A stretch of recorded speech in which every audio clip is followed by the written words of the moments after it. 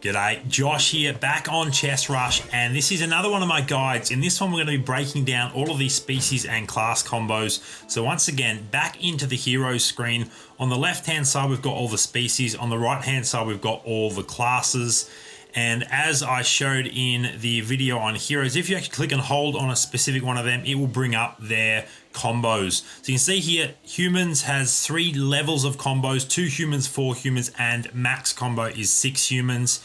Humans have a pretty good combo, that is for sure. Even just 2 humans, getting 5 mana restored every second for all allies is really, really good. And if you can max them out and actually have a 50% chance to reset the ability cooldown and restore 100 mana after casting an ability, is insane. That means your heroes can be casting abilities quite quickly, so that is very, very strong. And humans work, even just 2 humans work really well with most compositions.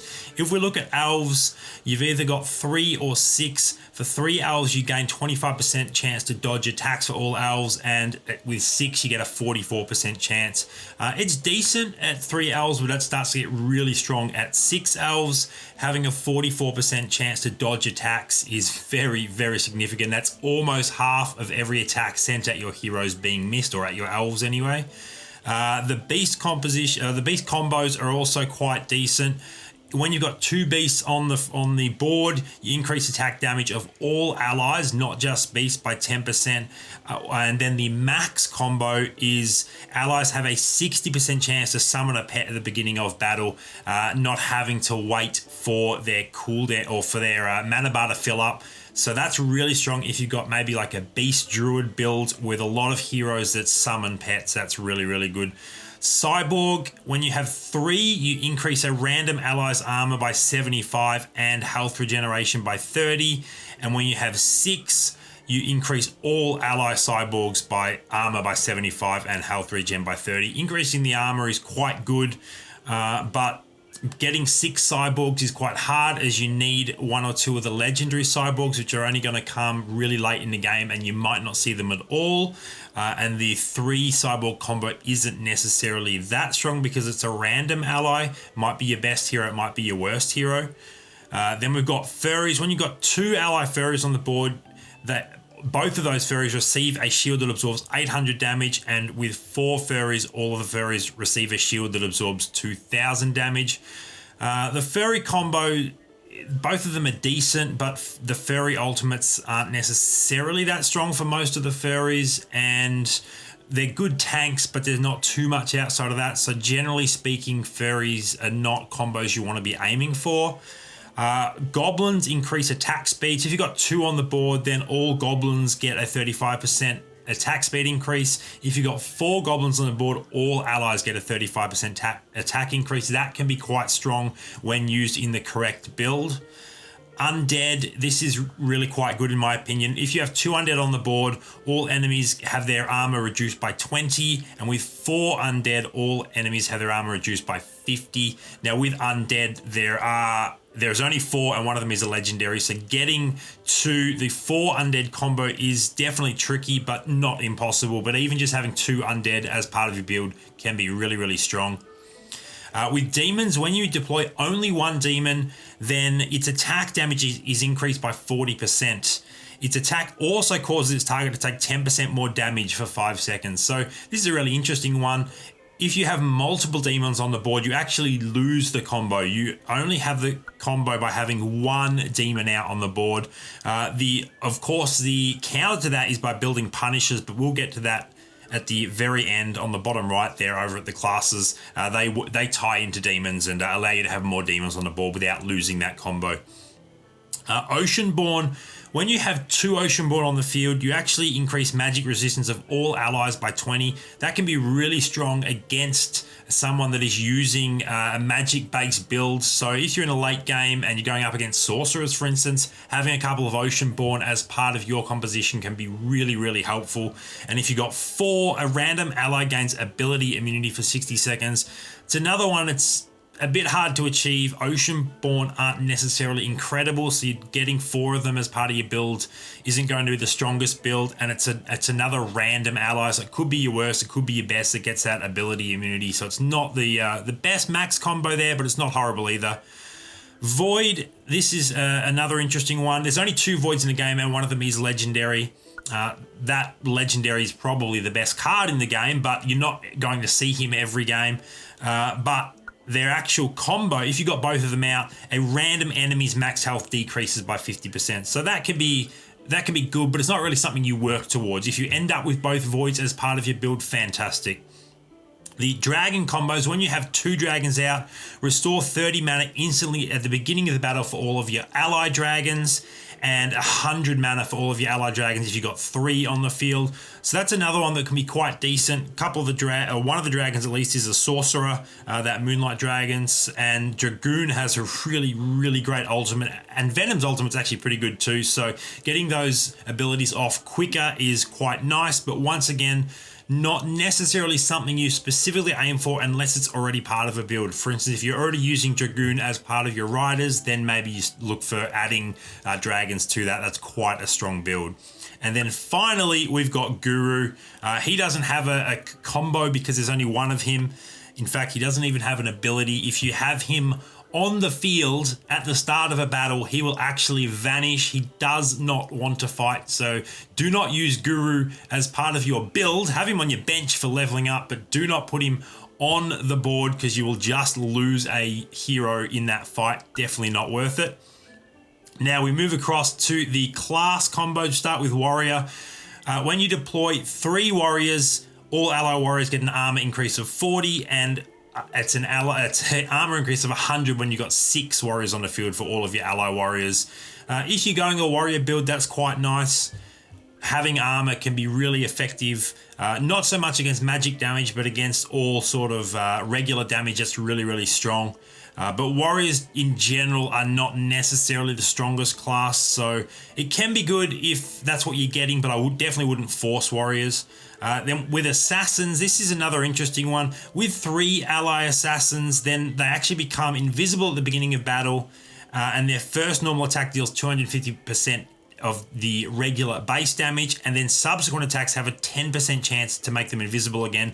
The only change if you add another 3 assassins, if you reach max combo, is that you have a 30% chance to become invisible again. So there's really not much incentive, in my opinion, to go past 3 assassins to getting that max 6 assassin combo, as it really is very similar to the 3 assassin combo.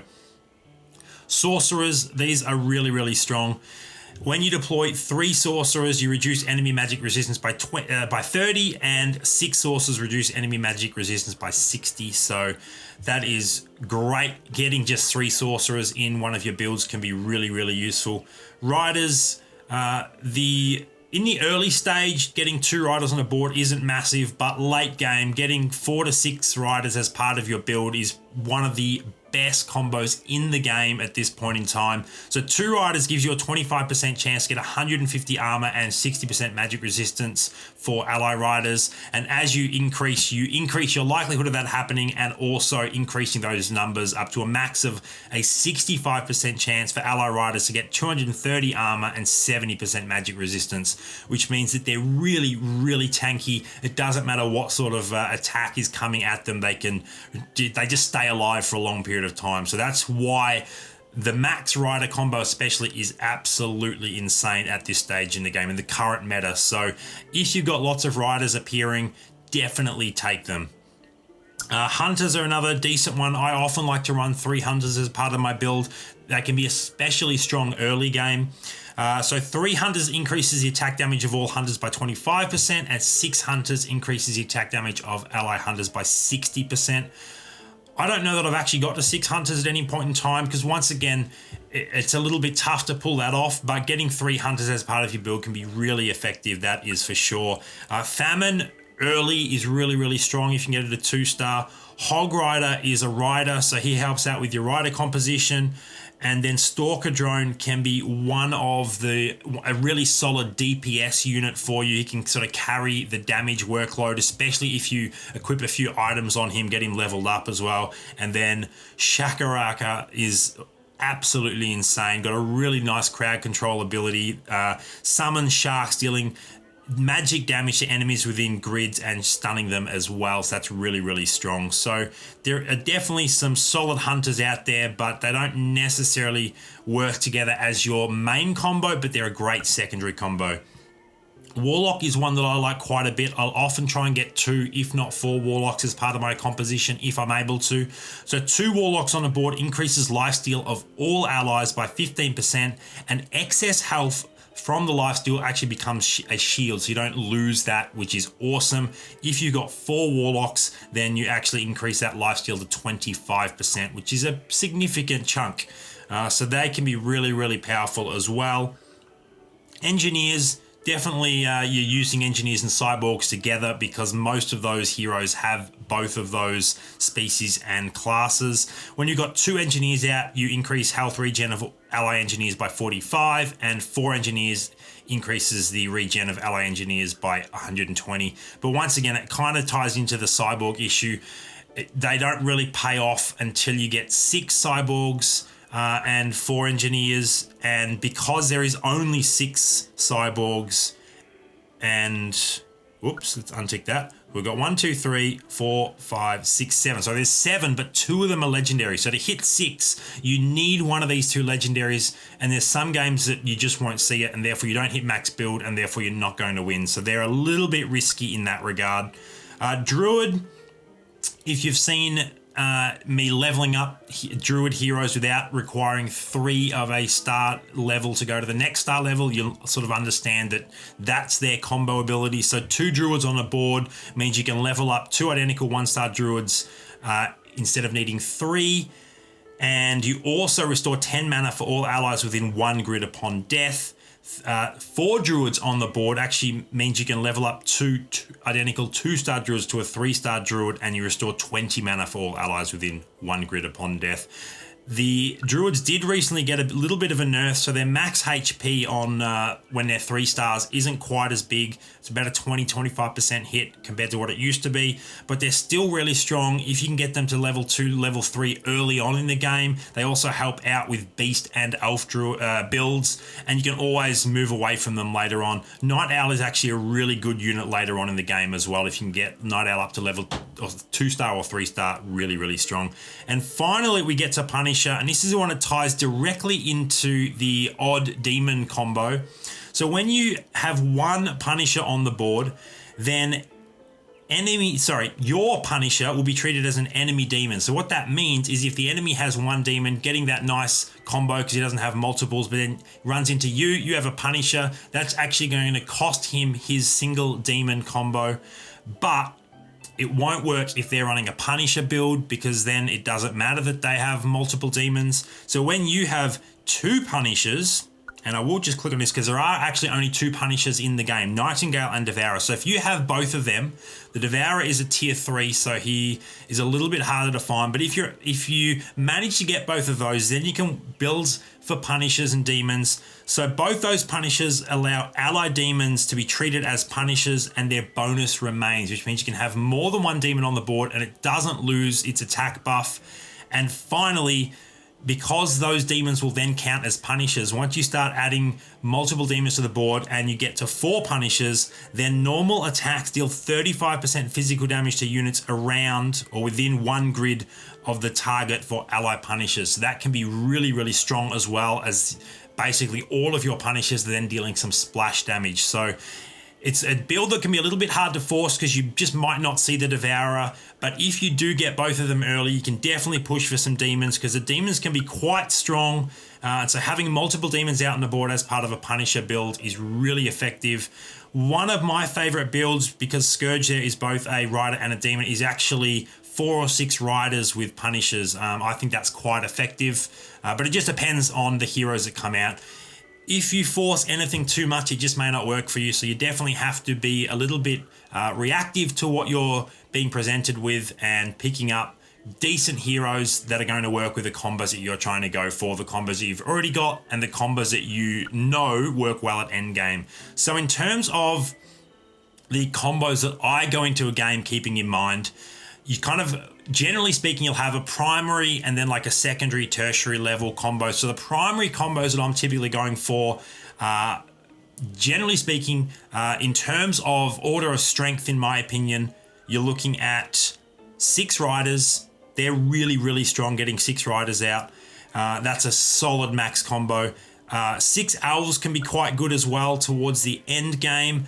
They're not going to win every game, but they'll often be up there at the end. If you want to risk it, pushing for one of those legendaries, then 6 cyborgs can be one of the best. But as I said, it is quite risky. 6 beasts, especially when using it with druids, can be really, really effective as well. And then the other one is the Punisher combo. Trying to get the max Punisher combo with as many demons out there as possible is really, really good in my opinion. The other sort of secondary level combos that I'm keeping in mind as I work through. So undead, trying to get 2 undead out can be quite good. 2 oceanborn if you're facing sorcerers can be really handy. A couple of dragons and a couple of humans can be really, really good. Actually, another really good sort of primary combo to go for is 6 humans, 6 sorcerers. If you can get that, that is really, really strong, but it does require you to be level 10 to get enough heroes out on the board. But getting just 3 sorcerers out is a really good sort of secondary combo there, as well as 3 hunters, a couple of warlocks can be quite good, and 3 assassins in the right build, especially strong early on. So that is basically an overview of my thoughts on the combos, especially in the current meta. So as certain heroes or classes, species get nerfs and buffs, then things will change a little bit. But right now, riders are super strong, which is probably why you're seeing a lot of them in the games that you're playing. But there are definitely other alternatives out there that can be really, really fun. So let me know what some of your favorite combos are in the comments down below. Make sure to hit subscribe to the channel so you don't miss out on any of my future Chess Rush guides and other content. And thank you so much for checking out this video.